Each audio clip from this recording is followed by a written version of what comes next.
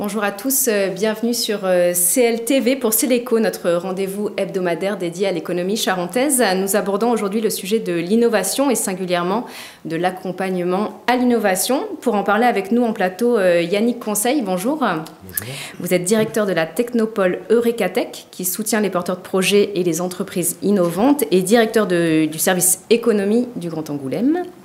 Et face à vous, justement, deux startups hébergées au Technoparc du Grand Angoulême. Bonjour à vous. Bonjour. Alors, Sarah Reynaud, vous êtes fondatrice de MyMojo, plateforme de financement participatif dédiée à la formation et à l'éducation. Et Romain Bouillet, vous êtes le fondateur de Trizy, qui aborde les déchets de façon innovante avec un punchline qui est de rendre les déchets sexy. On va en parler dans quelques minutes. Alors j'entame avec vous, Yannick Conseil, à quoi ça sert d'innover aujourd'hui et finalement, pourquoi a-t-on besoin d'innover ? Donc bonjour, effectivement c'est une belle question parce que l'innovation est utile pour, je pense qu'il y a deux réponses. L'innovation est utile pour le territoire et elle est utile pour les entreprises.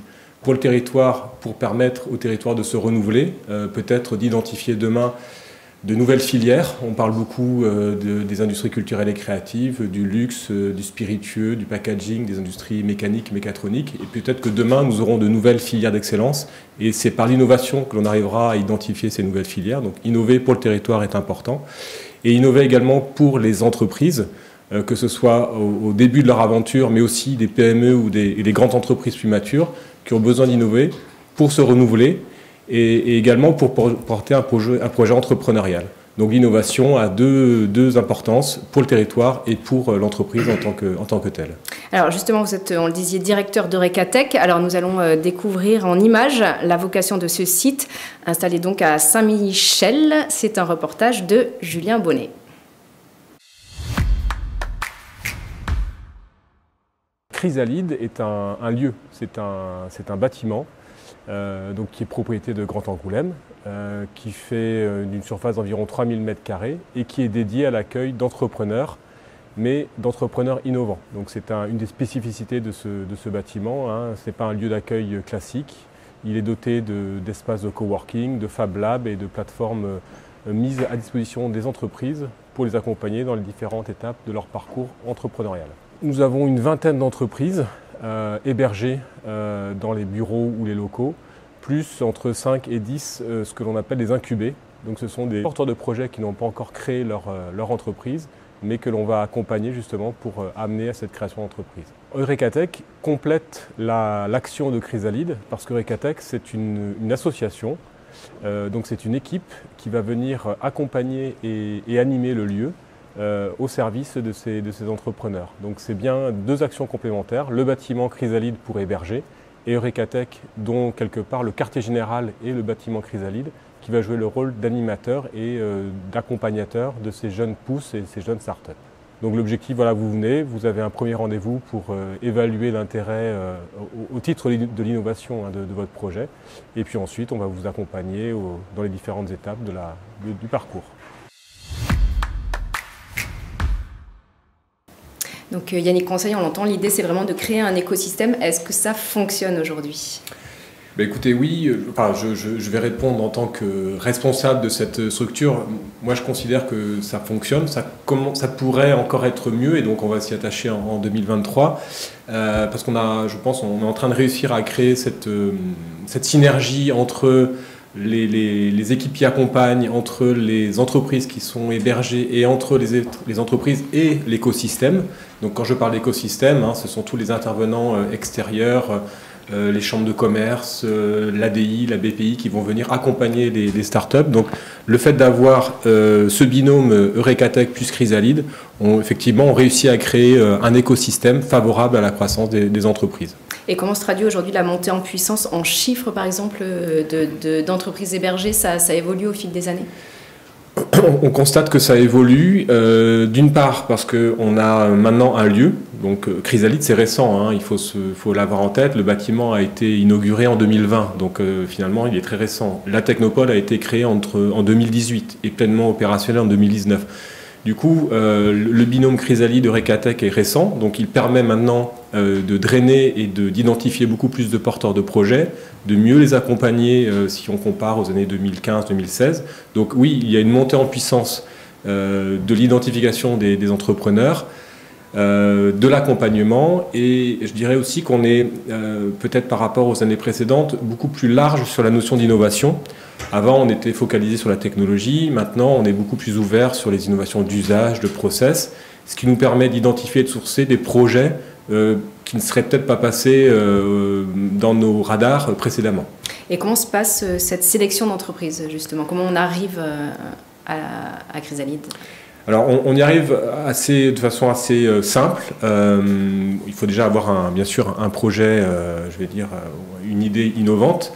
On va donc soit faire appel à des appels à projets, des challenges qui vont nous permettre d'identifier des projets, ou alors des porteurs de projets qui vont entendre parler de Chrysalide ou d'Eurekatech vont venir nous rencontrer, donc prendre un rendez-vous.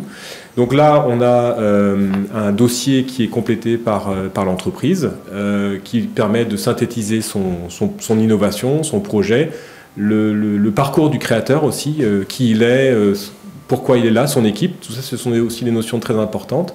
Donc il y a un premier rendez-vous avec un chef de projet, un chargé de mission, parce que Eurekatech, c'est une équipe, donc il y a un premier rendez-vous qui va permettre d'évaluer le premier niveau d'innovation. Ensuite, si on considère qu'il y a une pertinence, on va faire un second rendez-vous à 2 ou 3 pour avoir un autre, croiser les avis, les regards. On complète une grille d'analyse sur le projet en tant que tel, mais aussi sur l'équipe et le porteur. Si au bout de ces étapes, on considère qu'il y a vraiment matière à travailler, on va le présenter à un comité d'agrément ou un jury qui est composé de personnes extérieures, de sachants, d'anciens incubés ou d'anciens entrepreneurs passés par Chrysalide, qui vont valider l'entrée dans un de nos parcours. Et puis, pendant 4-5 ans, on va accompagner le porteur de projet et l'entreprise dans son innovation. Alors, Sarah Reynaud, on le disait tout à l'heure, vous êtes la fondatrice de MyMojo. Comment ça s'est passé un petit peu pour vous, l'arrivée justement, l'intégration au Technoparc? Alors, nous avons postulé un appel à projet innovation. Suite à cet appel à projet innovation, on m'a proposé de partir sur un parcours d'incubateur et j'étais pas du tout au courant. Donc c'est Amélie et Franck qui m'ont pris en charge, qui ont vu le potentiel de mon innovation et qui m'ont exposé justement les différents parcours. Donc on a pitché MyMojo devant ce fameux comité extrêmement bienveillant et très ouvert. Et donc ça va faire une petite année maintenant que nous sommes incubés à Chrysalide. Alors, quelles ressources vous trouvez aujourd'hui concrètement sur place? De nombreuses ressources. Donc déjà, la première, c'est le lieu. Comme je disais, nous avons à disposition un lieu extraordinaire. Donc nous ne payons pas de loyer, par exemple. Et ça, c'est vraiment, je tiens à le dire, on est des privilégiés, surtout dans le contexte de la crise énergétique que l'on connaît. Voilà. Puis après, nous allons, en fonction des besoins que nous allons avoir, nous pouvons postuler à des formations, nous pouvons demander des contacts clés, de rencontrer des responsables de grands groupes. Donc on a une accessibilité qui est extraordinaire voilà, à notre service.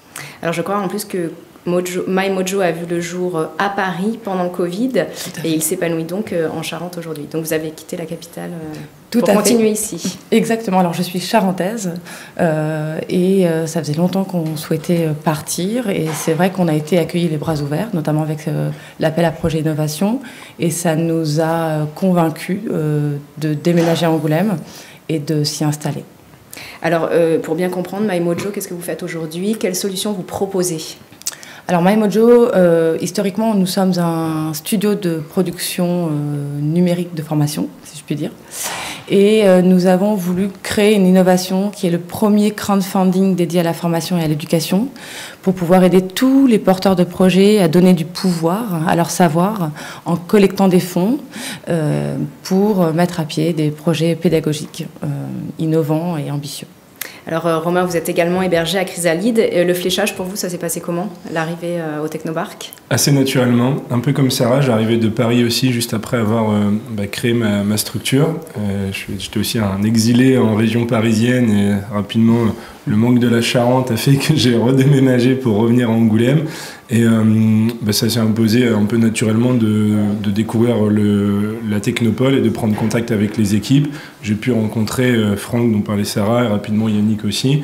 Et quelques semaines après, j'ai pu présenter mon projet dans le comité de sélection et d'intégration de Recatech. Et j'ai eu la chance d'être accepté. Et donc j'ai pris des locaux à ce moment-là, donc c'était fin 2018. Et ensuite, très rapidement, dans le cadre du parcours d'accompagnement, j'ai pu bénéficier notamment de mise en relation avec les acteurs institutionnels du territoire, avec la région de Nouvelle-Aquitaine, le service start-up, avec la BPI, avec les différents acteurs incontournables quand on est en train de se lancer, qui m'a permis de rapidement obtenir un prêt d'honneur, une subvention de la région de Nouvelle-Aquitaine. Là, je suis encore en discussion avec la BPI pour monter un projet que j'ai encore rencontré hier via une mise en contact à nouveau des équipes de Recatech. Donc ça s'est plutôt bien passé pour nous, et cette mise en contact et le fait que ce soit un territoire à taille humaine, ça change tout. Et j'ai pu comparer entreprendre en région parisienne sur Paris et entreprendre en province et en Angoulême. Je ne changerais rien. Si c'était à refaire, je referais la même chose. Alors Trizy, qu'est-ce que vous faites concrètement aujourd'hui? Quelles solutions vous proposez? Alors Trizy, on crée des outils ludiques et innovants de sensibilisation à la réduction des déchets qu'on propose aux collectivités locales pour accompagner les habitants de ces territoires dans une meilleure consommation et une réduction de leurs déchets au quotidien. Ça passe par un outil digital qu'on déploie sur les sites des collectivités pour guider sur le tri, pour découvrir des structures du réemploi, et aussi par des événements qu'on organise, des festivals zéro déchet ou des escape games qu'on crée toujours avec cette idée de rendre le sujet des déchets ludique. Et on travaille notamment sur ces sujets en partenariat avec une autre structure locale qui s'appelle Code 60. Alors, à vous entendre, tous les deux, c'est vraiment un accélérateur, hein, le Technopark. C'est un starter, tout d'abord, et après un accélérateur, justement, pour monter en compétences petit à petit. Souvent, je dis que l'entrepreneuriat, c'est comme une langue vivante. Voilà, donc on passe par différents stades, et à chaque stade, on a un interlocuteur. On a des accompagnements aussi réguliers, je ne l'ai pas dit, mais on voit à peu près tous les 15 jours l'équipe de la Chrysalide qui va vraiment nous challenger ou faire un point sur notre dossier, sur notre projet. Et ça, c'est vrai que d'avoir ce suivi tout au long de la vie de l'entreprise, du stade 0 au stade hyper-croissance, c'est très rassurant. Et c'est vrai que je n'ai pas de crainte pour l'avenir aujourd'hui ici à Angoulême. Voilà, on est très bien pris en charge. Complètement, sentiment. Ça accompagne le développement. Quand j'ai rejoint la Technopole, j'étais tout seul sur le projet. Et hier, on a signé le contrat de la 11e personne de l'équipe. Donc, c'est la preuve que la croissance est là. Et on a été accompagné. Et tout ça en autofinancement, c'est important de le dire aussi. On ne court pas après une levée de fonds. Et justement, parce qu'on est accompagné notamment par les équipes de Recatech pour aller chercher des fonds, pour aller chercher ce qu'on appelle du non dilutif, des prêts d'honneur, des subventions, des appels à projets, etc. Donc ça, oui, c'est possible et on en est la preuve. Yannick Conseil, lorsque vous entendez Sarah et Romain, j'imagine que vous satisfaisez de ce discours. On les entend, il y a une vraie croissance, les choses sont concrètes. Oui, tout à fait. C'est ce qu'on s'attache à mettre en place, à avoir, vous l'avez dit, c'est du concret. Comme le dit Romain, par rapport et Sarah, ils étaient en région parisienne auparavant. Quand on entreprend en région parisienne, dans l'innovation, il y a beaucoup d'offres, il y a beaucoup de structures qui accompagnent, qui font des levées de fonds, etc. C'est vrai que la volonté des fondateurs de la Technopole, les collectivités, Grand Angoulême, Grand Cognac, les consulaires, l'Union patronale, Magélis, la région Nouvelle-Aquitaine, était de faire en sorte que tout ce qui touche à l'innovation soit organisé et qu'on mette nos moyens dans la Technopole. Donc, c'est pas pour tout regrouper, mais c'est de faire en sorte que ce soit organisé et que pour l'entrepreneur, il y ait ce point d'entrée qui lui permette de savoir qu'il va rentrer dans un process et que localement, les partenaires se mettent en ordre de marche pour l'accompagner au mieux. Donc, je dirais que oui, c'est une satisfaction quand on entend sur ces premières années des entrepreneurs qui valident cette offre concrète et opérationnelle. Est-ce qu'on peut dire un peu que vous avez créé la station F charentaise? Alors je laisserai les entrepreneurs, parce qu'ils ont peut-être plus que moi d'expérience au sein de leur structure et ils voient comment ça se passe dans le monde de la start-up ou d'entreprise. Mais On s'attache, bien sûr, on prend pour modèle, quand on a programmé le lieu Chrysalide et quand on a constitué l'association, on a regardé ce qui se faisait ailleurs, on a benchmarké. Je rappelle, la Technopole a le label Rétis, qui est le label français des technopoles. Chrysalide, on a fait appel à des programmistes, donc on s'est attaché des compétences pour regarder ce qui se faisait ailleurs. Donc Station F, Darwin sont des exemples, mais Sophia Antipolis ou d'autres aussi. Après, je pense qu'on s'attache à créer notre modèle, et l'innovation, c'est ça aussi, c'est l'innovation qui est portée par le territoire. Donc c'est à nous de construire notre propre modèle d'accompagnement à l'innovation. Et si le binôme Chrysalide, Eurekatech, et puis peut-être demain un autre lieu à Cognac, pourquoi pas, fonctionne, eh bien on aura créé notre écosystème charentais de l'innovation, et tant mieux, et on sera très content. Romain et Sarah sur la station F charentaise, vous validez. Le lieu est un petit peu moins impressionnant que la station F à Paris, il faut le reconnaître.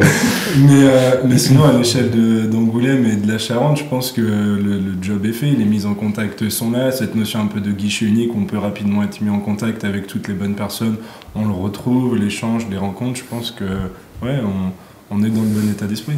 Sarah ? On va créer la station C, voilà. Mais oui, c'est un potentiel énorme à Angoulême, c'est le fait que tout soit accessible facilement, et aussi sur d'autres manières d'innover, et sans les dictats un peu de Paris. Et ça, c'est vraiment important aussi pour vraiment innover. Voilà. Donc, ensuite, est-ce qu'il y a un suivi justement sur les entreprises qui sortent de l'incubateur ? Quel regard vous avez sur elles ensuite ? Alors c'est vrai que on est très focalisé sur les startups, les premières années de croissance, parce que une des premières missions de la Technopole et de Chrysalide, c'est de donner cet écrin pour ces jeunes pousses. La Chrysalide n'a pas vocation à faire du bail commercial, du 369. Donc on est là pour accompagner entre 4 et 6 ans sur l'hébergement. Ensuite, l'entreprise va partir parce que elle est en croissance, elle a besoin de plus de place. Donc là, on va continuer à les accompagner. Alors c'est vrai que le lien va être un peu distendu parce que souvent, l'entreprise sera plus structurée. Ça sera devenu une TPE ou une PME qui aura un responsable administratif et financier, un RH. Enfin, c'est ce qu'on souhaite, c'est dans le modèle idéal. Mais quand même, souvent, c'est ça qui se déroule. Donc, elle va trouver sur la Charente et sur Grand Angoulême, si c'est possible, quand elle quitte Chrysalide, des locaux, des bureaux pour continuer à grandir. Donc nous, on va un peu moins l'accompagner. Par contre, ça fait partie des évolutions à venir, c'est justement de trouver une offre pour ces PME, TPE qui sont matures et qui ont besoin d'innover. Et donc l'enjeu pour 2023 pour la Technopole, c'est de continuer à accompagner les startups et les entreprises innovantes, mais aussi d'aller vers les PME, les TPE du territoire, qui elles aussi ont besoin d'innover, et la Technopole pourrait jouer un rôle dans ce parcours. Est-ce que tous les deux, c'est une échéance que vous avez en tête aussi, le moment où quelque part vous volerez un peu de vos propres ailes post-Technopole ? Je crois que ça va finir par arriver un jour. Non, mais c'est ce qu'on espère tous. Quand on rentre à Chrysalide, quand on passe le comité, ce qu'on espère tous, c'est que la sortie se fasse plus nombreux, avec une équipe qui a plein de cartons à faire, parce qu'on a accumulé plein de choses pendant toutes ces années. C'est on va dire, sortir par la grande porte quand on sort et qu'on peut voler de ses propres ailes. Donc, c'est l'espérance qu'on a. Tout à fait. Et puis on voit des entreprises qui restent au sein de la Technopole aussi. Donc c'est sûr que c'est intéressant de voir aussi ces modèles d'entreprise qui peuvent évoluer de A à Z. Donc peut-être qu'on restera au sein de la Technopole, on ne sait pas. Voilà. Alors on en a parlé plutôt rapidement, mais sur la levée de fonds, est-ce que c'est aussi un levier que vous privilégiez ? Comment ça se passe un petit peu ? Alors la levée de fonds, c'est Romain qui l'évoquait. C'est vrai que dans les startups, elles ont leur modèle. Souvent, c'est elles ont une innovation. Au bout d'un an, c'est faire une levée de fonds pour aller encore plus vite. Donc, bien sûr, on accompagne. Donc, dans l'équipe, il y a un collègue qui est en charge du sujet levée de fonds. Donc, c'est un ancien banquier, donc il sait de quoi il parle. Donc, voilà, on est vraiment sur un accompagnement qui va sur la durée, parce que quand on parle de levée de fonds, c'est un processus qui est long. Qui va prendre 1 an facilement pour expliquer, convaincre. Voilà, il y a un ensemble d'étapes. Il faut aussi que le chef de projet et le chef d'entreprise fonctionnant en binôme se fassent confiance. Donc c'est un process assez long. On essaye justement de ne pas être focalisé que sur la levée de fonds, parce que comme l'expliquaient Romain et Sarah, c'est pas la seule solution pour grandir. On a beaucoup d'exemples d'entreprises que l'on a accompagnées et qui se portent très bien, qui ont grossi sans faire de levée de fonds, en passant par des partenariats avec des banquiers classiques, et puis parce qu'elles ont fait du chiffre d'affaires assez rapidement, ce qui leur a donné la capacité d'investir et de grandir. Donc, voilà, on s'attache à avoir les deux sujets, levée de fonds bien sûr parce qu'il faut le faire, mais aussi le parcours, je veux dire, un peu plus classique, d'aller assez vite sur du chiffre d'affaires. Et du coup, ça c'est peut-être tout aussi important et ça fonctionne très bien aussi sur notre territoire. Sarah, par exemple, avec MyMojo qui est relativement récente, c'est quelque chose que vous avez en tête, cette idée de devenir rentable finalement aussi, parce que c'est un peu le nerf de la guerre. Tout à fait. Alors nous sommes rentables déjà sur la partie studio, donc ça nous permet d'avoir un autofinancement et des événements comme l'Eureka Fest aujourd'hui, de pouvoir rencontrer des grands comptes, donc c'est aussi pouvoir faire du business sur le territoire, parce qu'il y a aussi des besoins. Donc nous, c'est vrai qu'on est vraiment dans cette logique d'autofinancement, un maximum, pour pouvoir financer la partie développement technique, de pouvoir faire nos tests et de pouvoir adapter notre offre. Donc c'est un tout petit peu plus long au début, mais je pense que c'est aussi très serein pour l'avenir. Voilà. Romain, c'est ce que vous disiez, justement, vous avancez doucement, mais sûrement. On a l'impression que les arrières sont assurées. C'est exactement ça, le fait d'avancer en autofinancement. Finalement, on finance notre croissance et nos innovations par nos clients, en fait. C'est nos clients qui nous font confiance, qui nous permettent de continuer à nous développer. Et je trouve que c'est une croissance saine. En plus, on travaille beaucoup avec les collectivités locales, donc on nous rappelle que c'est les deniers publics, donc on n'a pas envie de faire n'importe quoi. Et aujourd'hui, c'est un modèle qui fonctionne, en tout cas pour nous. Forcément, des fois, c'est un peu frustrant parce qu'on a envie d'aller plus vite, de recruter plus de monde parce qu'on a plein de projets, c'est pas les idées qui manquent, mais ça nous oblige à rester focalisé sur ce qui est le plus important, à garder le mode start-up un peu et faire beaucoup avec pas grand-chose. Et aujourd'hui, ça nous réussit, donc pour l'instant... Je dis pas qu'on fera jamais de levée de fonds, on discute avec des fonds, on s'entoure, on regarde, on connaît l'écosystème. Tout de suite, c'est pas dans les priorités, ça nous permet de rester focus sur le projet et centré sur nos clients, quoi. Alors, l'émission d'aujourd'hui, c'est aussi l'occasion d'évoquer Eureka Tech Fest. On en dit 2 mots, donc ça commence dans quelques heures, à 13h30 aujourd'hui. Exactement. Donc, c'est la 3e édition. Donc, ça se veut comme en fin d'année, le temps, quelque part, de valorisation de l'écosystème de l'innovation de la Charente. Donc c'est la Technopole qui porte cet événement. On mélange des conférences avec un intervenant de Futurible qui va parler d'innovation en 2030. Vous voyez, donc on se projette.